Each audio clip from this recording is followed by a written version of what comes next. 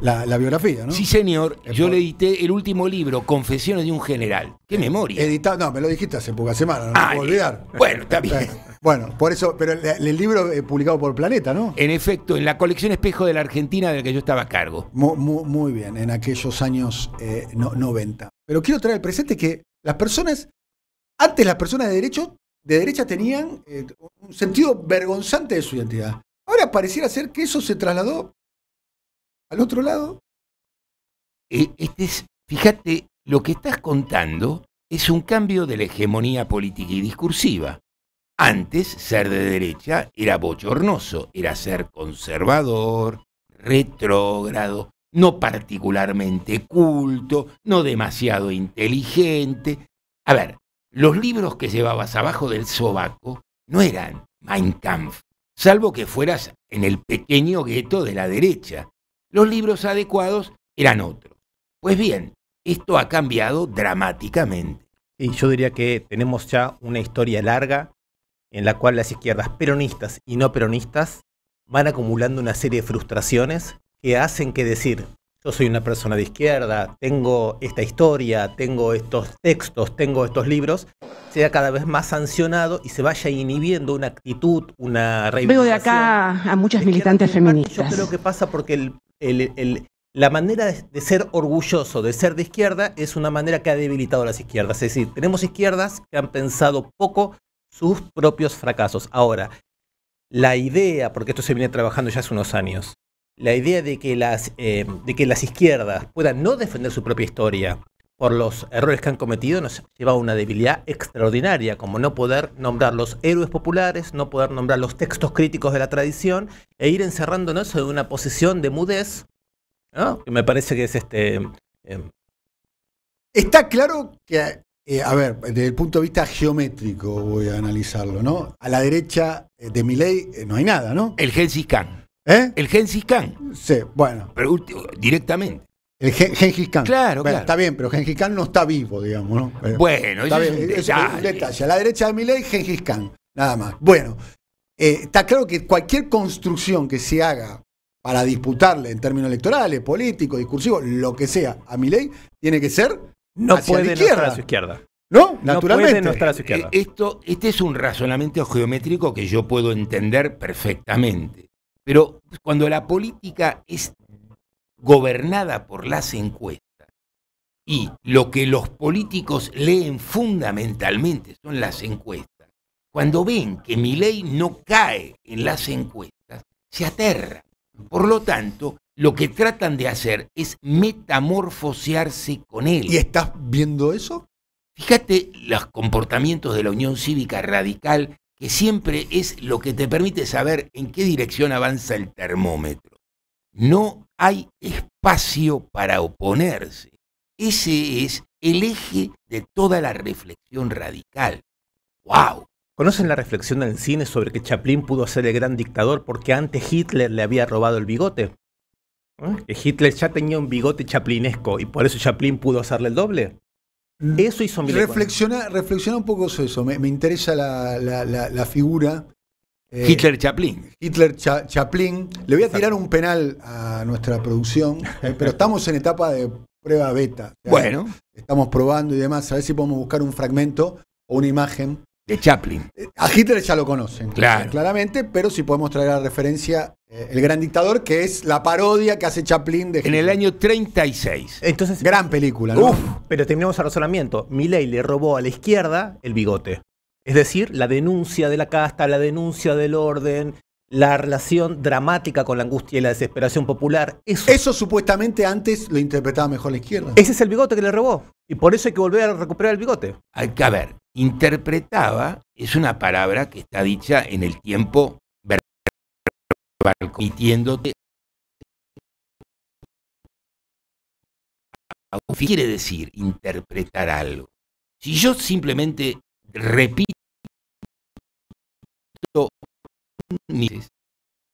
el más flojo no puede ser. Suena a un argumento, por así decirlo, trillado. La izquierda se hace con simulcop. ¿Te acordás del simulcop? Se copia. Claro. Papel de calcar también podría llegar a ser. Bueno, eso es mucho más anterior al Sí. Simulcop, en la época del plumín y la tinta china. Pero conviene... Ahí lo tenemos, ahí tenemos... Minefield. Esta es la imagen de El Chaplin Gran Dictador, haciendo, claramente claro. es Chaplin, gracias Mariano. Bueno, de hecho es una escena, hasta es una escena del Gran Dictador. Obviamente, eso es año 38, ¿no? Claro. 36 si no me acuerdo mal. 36. Sí, pero pues, no tiene importancia, es una anécdota. Pero lo que importa de verdad de esta película Sí. es que produjo una enorme tensión en los Estados Unidos. Casi la prohíben.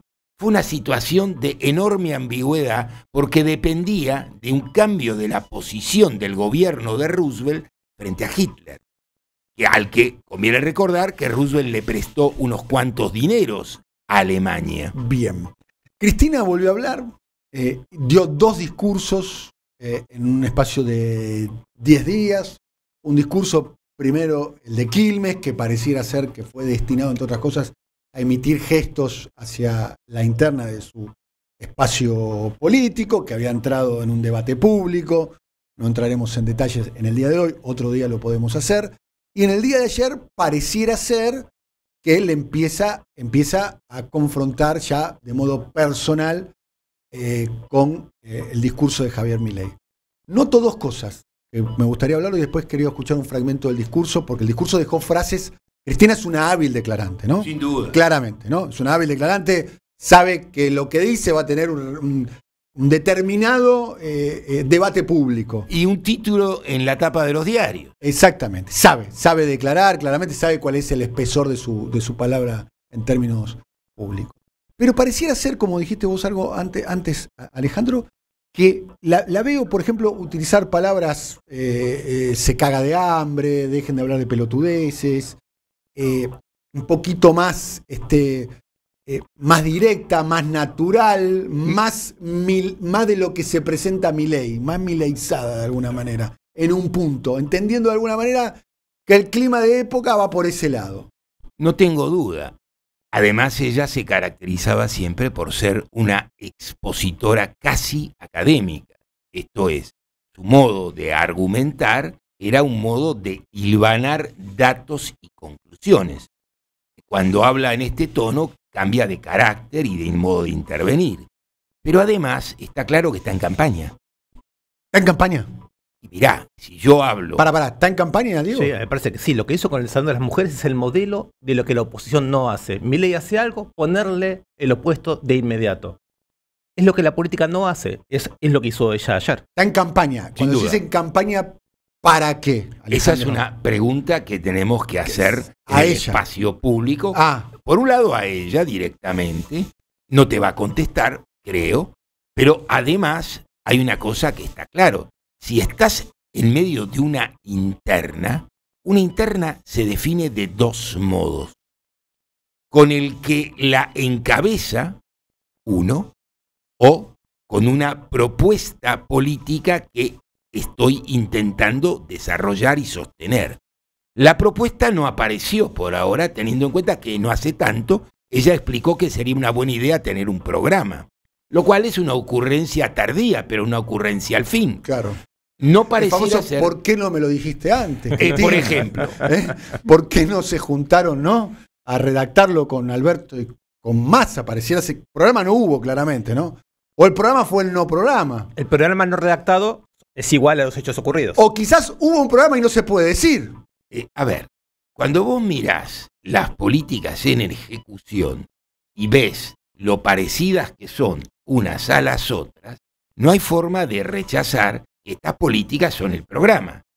Cuando vos ves lo que hace Milei y ves lo que antes hizo Alberto y ves lo que antes hizo Macri y ves y te podés correr así hasta 1976, vos tenés en claro que el hilo conductor es obvio. Si además escuchás a Milei te lo deja clarito. Yo me tomé un trabajo bárbaro para demostrar la fuga de capitales. Milei aplaude la fuga de capitales de frente más. Los define como héroes. Había dicho algo que destacó Alejandro que lo quiero remarcar. ¿Lo del programa? Sí. No, el programa que no se explicita es igual a los hechos ocurridos. Claro. Es decir, lo que ocurrió es el programa práctico, nunca O declarado. sea, siempre hay programa. Y hay que juzgar los hechos por Programas los hechos. siempre hay. Y implícito Por o eso, explícito como hay. un vacío que se ocupa. Y sí, algo se hizo durante 12, 15, 16, 20 años. Algo ocurrió en las provincias, en la nación. Hubo política internacional, hubo política salarial, hubo política productiva, hubo política educativa. Tomemos un eje. Fíjate, el ataque más serio de Milei es a la cultura. Está claro que el ataque va a la universidad, al Fondo Nacional, es decir, a todo lo que huele a cultura. Cuando nosotros miramos el comportamiento de los gobiernos sobre la cultura, vemos, por supuesto, no es que no transferían fondos para pagar los salarios, pero cuando vemos cuáles son los salarios de todo ese periodo, nos hace saber, comparamos los salarios universitarios, cuánto gana un profesor titular con dedicación exclusiva y cuánto gana un juez federal. Ahí vos tenés la primer distancia práctica de una cosa. Segundo, cuando vos mirás no solo los salarios, no solo las asignaciones, sino que las comparás, por ejemplo, con otras universidades. Vos mirás cuánto gasta, cuántos dólares gasta la Universidad de Buenos Aires por alumno y cuánto gasta la Universidad de San Pablo por alumno. Estás hablando de 6-1. USPI gasta $6, donde Buenos Aires gasta 1. Y no es porque Buenos Aires ahorra, sino porque Buenos Aires no tiene. ¿Qué es lo mejor de Cristina? ¿No? Por un lado, decir que la realidad no es el relato del gobierno, que con el tema de las tarifas se viene algo impagable y que se está sufriendo a nivel popular. Es haber opuesto el cambio del salón de mujeres de Milei al que hizo ella, aún declarando que ella no es feminista, lo cual no sé por qué se lo aplauden. Digo, No sé por se qué lo aplauden. Bueno, Vamos a escucharlo, casualmente. ¿Te Dale. parece? Veo de acá a muchas militantes Todos feministas. saben que yo no soy feminista. Pero todos saben que yo no soy Asumir feminista. roles que nunca he tenido. Yo creo que nadie tiene que asumir roles que nunca ha tenido. Cada uno se reconoce en lo que es, con sus virtudes y sus defectos. Yo no soy militante feminista, pero respeto mucho a las compañeras Bueno. que lo son. Toda una declaración, insisto sobre el tema. Cristina es hábil declarante. Si dice algo, sabe el impacto que va a tener.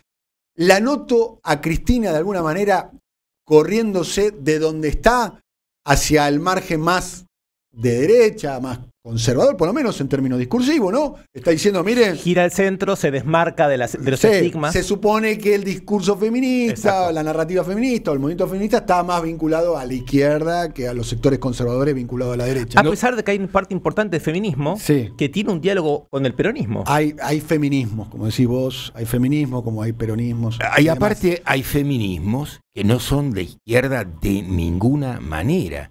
Y los podemos ver en el momento de la votación de la ley del aborto, donde vemos un comportamiento transversal. Y liberales feministas. Por ejemplo, digamos. claro que sí, y nadie tiene derecho a decir que no lo son.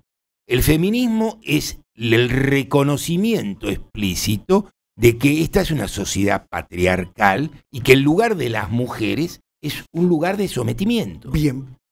¿Qué busca Cristina al decir esto con el impacto que tiene? Yo creo que ahí le está hablando a las dos audiencias. Le está hablando a la propia, como diciendo, miren que yo tengo una tradición más, entre comillas, conservadora, si se quiere, más clásica. De hecho, ella profesa, digamos, su vocación religiosa, más que su vocación, su fe religiosa, ¿no? Claramente lo hace permanentemente, aparece siempre. Pero de nuevo, la religiosidad no supone ser conservador. Conviene recordar que en las tradiciones religiosas echadas en dirección al Concilio Vaticano II del 62 en adelante, pasando por los curas villeros en la Argentina, acá tenemos una fuerte corriente de cristianos socialistas, de publicaciones de cristianos socialistas. Todo esto es recesivo. De es hecho, cierto. esos son los sacerdotes que recibieron a Cristina después del atentado, ¿no? Ella se fue rodeado por los sacerdotes de opción, por los pobres. Yo creo que a tu pregunta hay una debilidad y una fuerza de Cristina. La fuerza es que sabe que ella es la única dirigente que hoy puede enfrentarse a Milei y dividir la escena, porque todo el resto están asustados, están aterrados, o están negociando o están claudicando frente a la iniciativa de Milei. Entonces ahí me parece que es la fuerza. Y la debilidad es que acepta el estigma, lo volvió a decir, del muro de Berlín. no está en condiciones de abrir de manera propia y situada una confrontación ideológica de fondo, sacarse el estigma. ¿Por qué decir no soy feminista, no soy de izquierda? ¿Por qué no decir el feminismo es fundamental en la Argentina y en el movimiento popular? Y hay formas de la izquierda que se pueden recrear y que el propio movimiento nacional y popular tiene una tradición importante que recrear. Entonces acepta el estigma, le acepta el lenguaje los triunfadores del 89 y de hoy. El lado positivo que me parece es decir, estoy acá frente a Estela no podemos claudicar. Es decir, la idea de que hay una lucha que sigue, que hay una realidad que es importante y que ella sale a confrontar. Esa es la contradicción que me parece que tenemos enfrente, ¿no? Alejandro, ¿por qué sale a instalar este tema? Esa pregunta no la sé contestar, Bien. francamente, pero no me parece una novedad. No es la primera vez que Cristina dice no soy feminista. No, Lo claro. dijo frente al problema del aborto. Sí.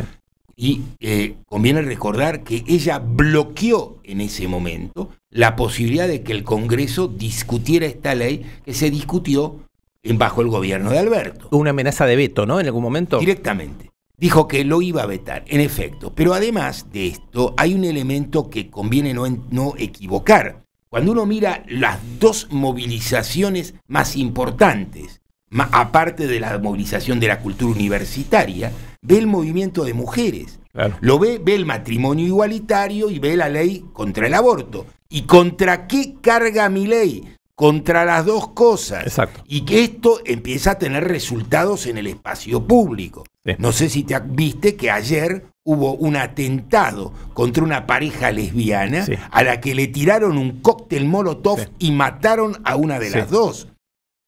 Es verdad que esto no lo hizo el gobierno directamente. Quiero decir algo. Está claro que Cristina se ha manifestado siempre públicamente en contra de la interrupción voluntaria del embarazo, más allá de que cuando le tocó votar, votó a favor. Hablando de su hija, ¿no? La influencia Hablando de de su hija y hablando de todo el movimiento social profundo que se produjo en América Sí. Latina.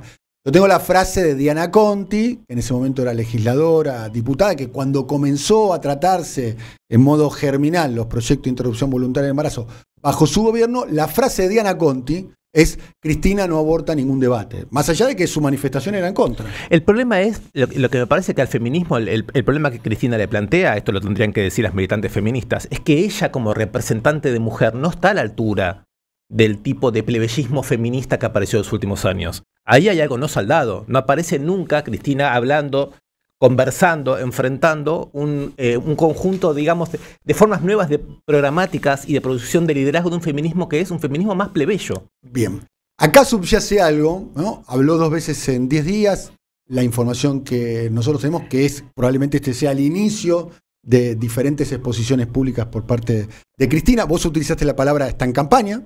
Sí, y me acabo de dar cuenta de algo. A ver. Si yo estoy en campaña, estoy resolviendo la interna. Claro. ¿Por qué? Si yo, Si Cristina va de candidata, se resuelve la interna. así es. Y esto claramente tiene un señor que está sentado en la poltrona de la provincia de Buenos Aires, Kicillof. que tiene algo que decir al respecto, Claro. y que no sabemos todavía qué dice. Bien. Bueno, una cosa no invalida la otra. Por supuesto que no. De hecho, simplemente le pone condimento. Le pone condimento. Claramente, la discusión que se está, de alguna manera, que es prematura, para algunos prematura, para otros no hay que darla de ahora, a propósito de lo que va a suceder en el año 25, si Cristina va candidata en el 25, encabezando la lista de diputados nacionales de la provincia de Buenos Aires, esa discusión, por lo menos en ese punto, está saldada. Porque creo que nadie de ese espacio le va a enfrentar a Cristina. De otro espacio, sí. Mira, esto que estás diciendo, si me lo hubieras preguntado y charlado hace 3 semanas, yo hubiera dicho que estoy de acuerdo con vos. Ahora lo pones en duda. Tengo las dudas porque vi que mientras Cristina hablaba, un intendente aparecía diciendo otra vez Sí, sopa. pero es un intendente que siempre estuvo en ese dispositivo. Sin ninguna duda, pero es un intendente. Sí. Y el modelo de la respuesta me preocupa más todavía que la respuesta. Bueno, acá están poniendo ahí el zócalo. Si CFK va de candidata, se soluciona la interna. O, no sé si voy a corregirme a mí mismo, pues lo dije, no estoy diciendo que no. Pero no sé si se soluciona. Pero de todas maneras el razonamiento que está implícito es que Sí. es el importante. Si Cristina no va de candidata, entonces ya el kirchnerismo como tal... A mí unificable está. es más. Yo estuve en una tenida el viernes por la noche que se especuló con esa posibilidad real. A lo cual yo dije, pero no era que estaba proscrita. No, pero es el retorno Y se al rieron, 23. se rieron cuando dije, no era que estaba proscrita. Yo creo que no estaba proscrita. Lo dije el año pasado. Es el retorno al 23. O Cristina va o no hay cristinismo. Sí. Este Bien. es un punto. Y el segundo punto es, ¿va a alinear a la tropa detrás de esto? Claro. ¿O se fractura? Ajá. Bien, bueno, a propósito, Cristina, como había declarante, habló en el día de ayer, habló sobre el muro de Berlín, le dice al presidente, el agua moja, le dice, no, el comunismo no existe. Ustedes, no. Conviene, a ver, en un sentido es evidente que es cierto, y en otro sentido es evidente que no lo es. Claro. Es verdad que la Unión Soviética y el bloque soviético Implosionó. Esto no tiene debate posible. Bien. Pero sobrevive China. Y China es un país, para decirlo rápidamente, por lo menos curioso. Es evidente que no es una economía de mercado, es evidente que el Comité Central del Partido Comunista Chino determina unas cuantas cosas, es evidente que lo que esto determina influye, porque China es la locomotora de la economía mundial. Entonces, lo que China hace, dice, opina y sucede, si bien es verdad que no podemos decir que eso es una política comunista, es una política por lo menos sui generis. Eso por un lado. Y por otro lado yo diría, es importante entender que el comunismo fue y será la enfermedad más propia del capitalismo. No es un modelo de Estado siempre igual a sí mismo. Vamos a escuchar a Cristina el día de ayer, a ver. El presidente debería abandonar esa costumbre de estar hablando tonterías por el mundo, acerca de un mundo que no existe, que el comunismo, el socialismo. Presidente, se cayó el muro de Berlín en 1989. ¿De qué comunismo me habla? ¿De qué comunismo me habla? Ya se lo dije. Tiene muchos prejuicios, se lo dije. El día que asumió. Yo no decía que estábamos muy, todo el mundo decía, qué sonriente que están los dos, que esto y que el otro. Bueno, en un momento dado, cuando ingresa, le digo, presidente, acá colóquese a mi izquierda, y entonces el chiste consabido. No, a su izquierda es imposible. Yo digo, no vaya a creer. Son prejuicios. Usted tiene muchos prejuicios. Cuando se sienta en el sillón de Rivadavia se le van a caer unos cuantos prejuicios como se le están cayendo ahora en la realidad de todos los días. Todo lo que enuncian, todo lo que dan como verdad absoluta no tiene conexión con la realidad. Bueno. Tiene razón. O sea, ahí está lleno de prejuicios, el modo en que Milei acusa al comunismo en el lenguaje de la Guerra Fría es anacrónico. Ahora, ¿hay o no hay en el trumpismo y en la ultraderecha una suerte de percepción preventiva, ¿no? Como anticipada, respecto de que su propia crisis puede despertar expectativas de igualdad y en ese sentido comunistas en el resto? Yo creo que el comunismo es una enfermedad anticipada una y otra vez bajo la forma de la contrainsurrección, de lo antisubversivo por las derechas, por las nuevas derechas.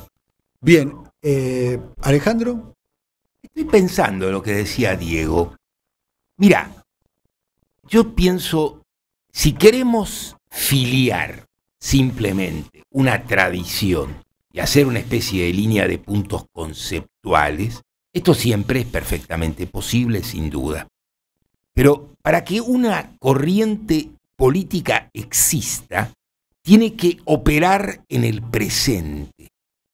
¿Esto qué quiere decir? No consiste en recordar gloriosos pasados, ni batallas de altri tempi, sino tener una posición sobre el presente que nos haga saber que hay una diferencia con el resto de las posiciones. En ese sentido, la izquierda no existe. Y no es una mala idea fundarla. Vamos a escuchar otro fragmento, ¿no? Donde Cristina reivindica, tampoco es una novedad esto, hay que decir, quizás la novedad es que vuelva a insistir sobre esa idea, ¿no? Ya reivindica que los viajes familiares eran a Estados Unidos y que su ciudad favorita era la ciudad de Nueva York, una ciudad hermosa, claramente. Y también la ciudad de Miami, ahí podría tener algún tipo de reparo, pero lo decía de esta manera, vamos a escuchar cómo lo decía Cristina. Además, ya te lo dije varias veces, Néstor y yo no nos íbamos de vacaciones ni a La Habana, ni a Beijing, ni a Ciudad Hanoi, ni a Moscú. No, éramos más de ir a Nueva York, a Miami también, a Disney World. Argentinos normales de clase media. Siempre lo dijimos, gente común, gente como todos. Bien, gente común, gente como todos, argentinos normales. Casi diciéndolo, nosotros éramos la tradicional aspiración de la clase media, media alta, media, que tiene como objetivo sacarse una foto con Mickey en Disney. Yo soy, digamos, me siento de clase media, y nunca mi madre y mi padre me llevaron de vacaciones más que Miramar, Necochea o Villa Gesell. Y yo cuando conocí Nueva York fui por trabajo. No me dio el dinero para irme de vacaciones a Nueva York. Y me pregunto qué es el argentino común o el argentino normal. Pero por otro lado, La Habana no es solo la capital roja, es una ciudad hermosa. Y en las épocas de las que está hablando ella, era un país extraordinario para hacer turismo. Yo no sé si no hay prejuicio, Cristina. Ese es el primer asunto. Pero el segundo asunto es, raspa los oídos que ella se considere de clase media en el momento en que la clase media se está despeñando hacia el fondo del tacho. Primer asunto. Por supuesto. Segundo asunto. Sabemos, porque es de dominio público, que cobra 14 millones de pesos. Si vos comparás esto con una jubilación básica o mínima, incluso con una jubilación promedio, estás hablando de, si es promedio, estás hablando de 20-1. Y por último, el patrimonio declarado de los Kirchner. Estás hablando de millones de dólares.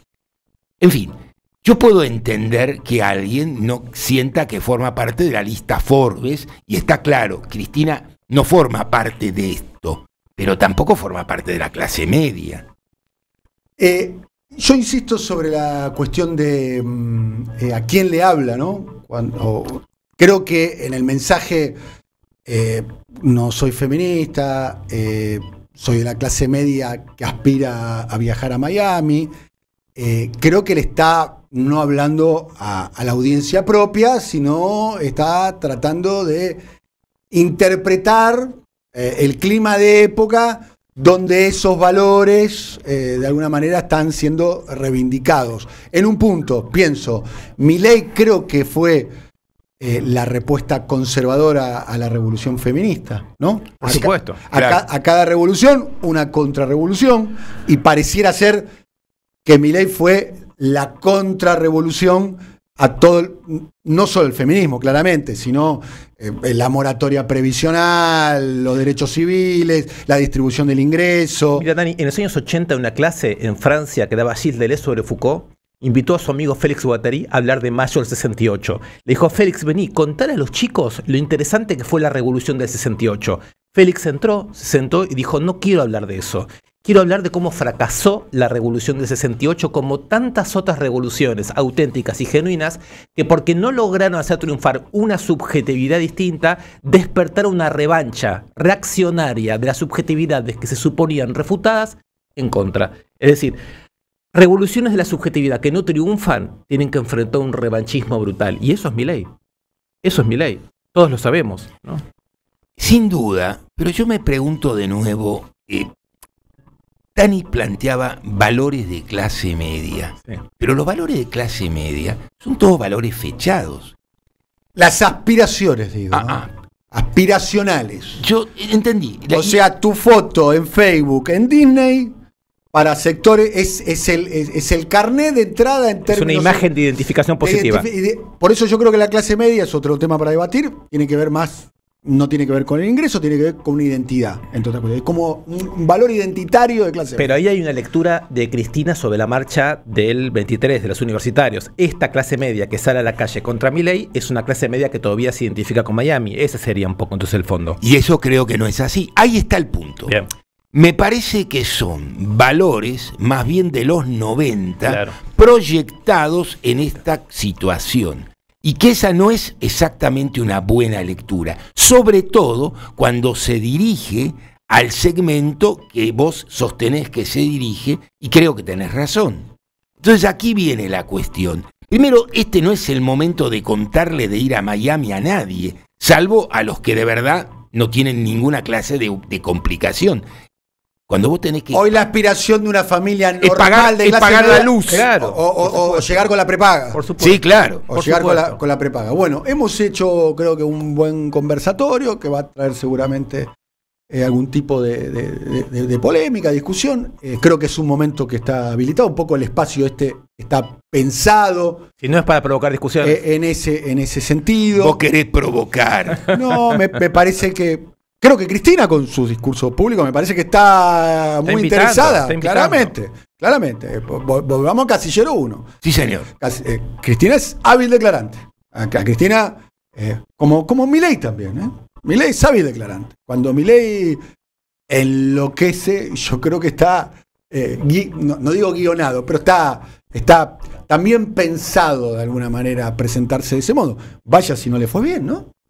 De ese modo, terminó de presidente de la nación. Si en ese terreno debe ser evaluado, no hay duda que tiene la pole position y la conserva. Claro. El problema es que el mundo existe, además, fuera de la planilla de Axel. Los tenemos de Axel, las planillas de Excel, las planillas de Axel. Bueno, nos estamos yendo. Gracias, querido Alejandro Horowitz. Gracias, querido Diego Stulbach. Nos volvemos a ver la próxima semana con el conversatorio. Quiero agradecer fundamentalmente porque estuvimos haciendo esta prueba que vamos a publicarla en las redes. Quiero agradecer fundamentalmente a Mariano Gentile, que estuvo a cargo de la coordinación, y además todo el equipo nuestro, que estuvo Willy Bray, Ariel Pinus y Lucas Román, que estuvieron trabajando. Estamos tratando a ver si podemos generar un buen producto audiovisual, y cuando le demos el streaming a nuestras y nuestros oyentes sea algo de calidad. Estamos trabajando, esto es una pequeña prueba que estamos empezando y con el a logo poner del en marcha. pañuelito blanco, que es hermoso. Claro, exactamente. Bueno, porque estamos aquí, hace muchos años que estamos aquí, hace 5 años que estamos aquí. Gobernaba Macri cuando venimos aquí, ¡Wow! AM530. Gracias, querido Alejandro, gracias, querido Diego. Y nos vamos con PRIM, dale, esa. Silvio Soler, operación técnica, Willy Bray, Ariel Pino, Lucas Román, San Severino Manón, Martínez Alan, Vicente Castro en el streaming, Mariano Gentile. Creo que salió bien, Mariano, ¿no? Sacamos un empate, ¿no? Un empate de visitante. Está bien, cuestiones para corregir tenemos un montón, pero de eso se trata, ¡Epa! La pelota. Bueno, nos volvemos a ver mañana a las 10 de la mañana. Un abrazo, chau.